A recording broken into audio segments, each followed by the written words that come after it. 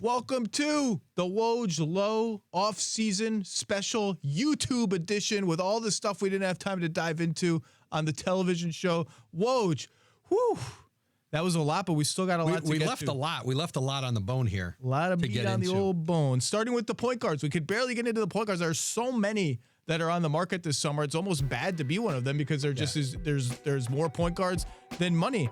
Let's start with Lonzo Ball, who is a restricted free agent in New Orleans. And I don't know where he's going to fall in this game of musical chairs, but anytime you're a restricted free agent, you look around at, okay, who's got cap room to offer me an offer sheet? Who needs a point guard? And there are a couple obvious candidates, right?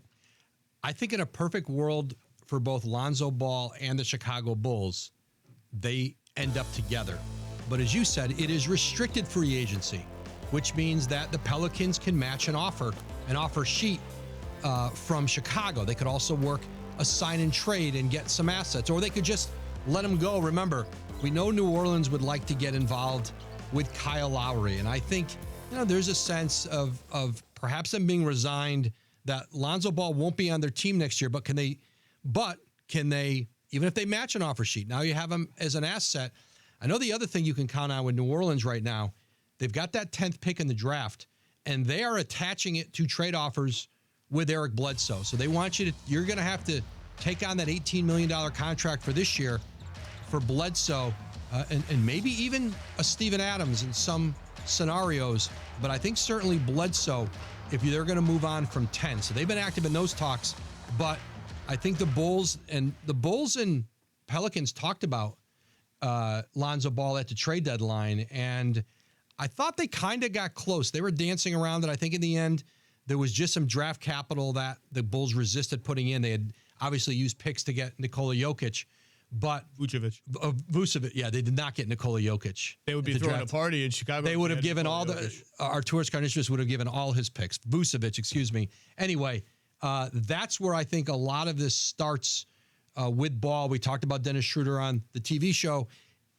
They certainly, with the Lakers, the easy thing is for them just to do a deal together. But if he's out in the marketplace, if Chris Paul, Mike Conley, Spencer Dinwiddie, Derrick Rose is another name in Chicago. I don't think he's at necessarily the top of their priority list, but if he doesn't return to New York, is there a role for Derrick Rose with the Bulls? And I just think there are a lot of contingencies all these teams are working through. Well, I mean, there's just a ton of subplots that are interesting when you talk about the Pelicans. Number one, if they're dangling that 10 pick as part of a salary dump, I hope they're getting another first-round pick in return that's just lower, right? I hope they're trading down in the draft. That's right. Because to me, just giving up a first-round pick, I get the reason, I get the salary mechanics, all that. I know that they have a million picks coming from the Lakers. They're still too early in this rebuild to start just giving away picks to me, unless if you move down 7 spots to Memphis or something, like that's not so bad. You can get roughly equivalent players at 17 and 10. But this sort of is almost reminding me of Anthony Davis 2.0 when they got AD, realized we have a transcendent talent, and then just went whole hog rushing to get veterans around him, and the team just wasn't good enough. And I think with Zion Williamson, I just think they have to be careful. Feeling the pressure is one thing. Like Zion is a transcendent talent. We saw with Trae Young just now. If your young guys might be 22, 23, if they're ready to win with talent around them, they're ready to win. I just be a little, just try to thread the needle like the Hawks did. And I think the Pelicans hope that if, let's say they got Kyle Lowry, veteran point guard, that it is in some way, and I don't think they're not going to be in the NBA Finals next year, but in some ways it could impact their roster the way Chris Paul impacted those young players in Phoenix. I think I understand the thinking.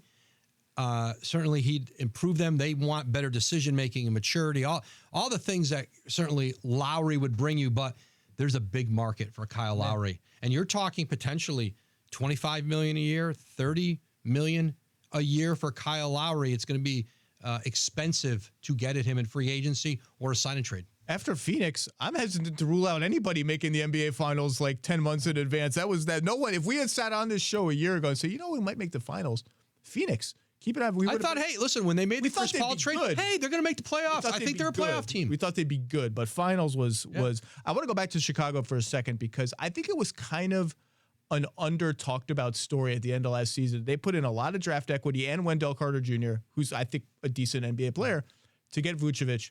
Didn't make the play-in tournament. Couldn't even make the play-in tournament in the East. Now, Zach LaVine was in health and safety protocols. That was a huge deal that really hurt their season.